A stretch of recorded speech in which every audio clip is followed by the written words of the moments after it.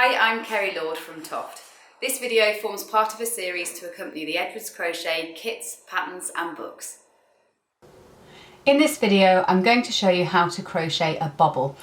So I very rarely use this, but it has been used very recently on Graeme the Octopus.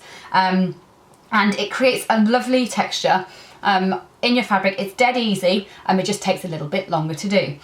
So to do a bobble, what you'll be doing, I'm going to work a bobble into this next stitch. The idea of creating a bobble is the fact that we're going to be crocheting basically half of 3 stitches, but all into one stitch. So we're piling loads of stitches onto something at the bottom, closing it off at the top, and it splays out to create that bobble.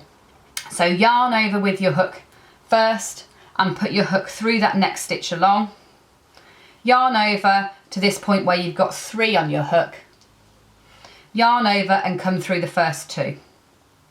So you're going to be leaving 2 in position on your hook.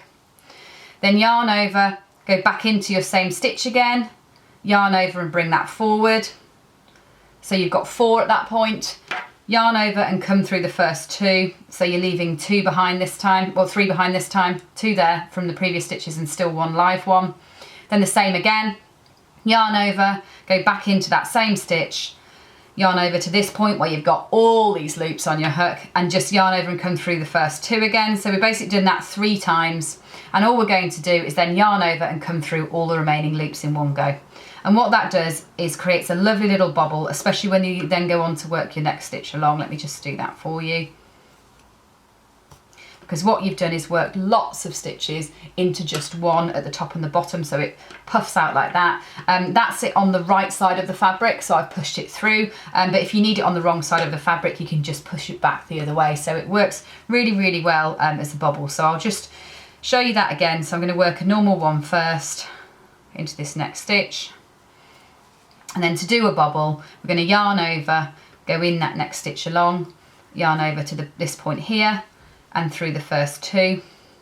So we've got 1 hangover from the last one, in and through the first 2 again. So we've then got 2, 1 in again, go through those 2. So at that point we've got these 3 stitches hanging around from those previous 3 stitches. Then yarn over and come through all in one go, and then onwards with a normal stitch. And it gives you a lovely little bobble effect.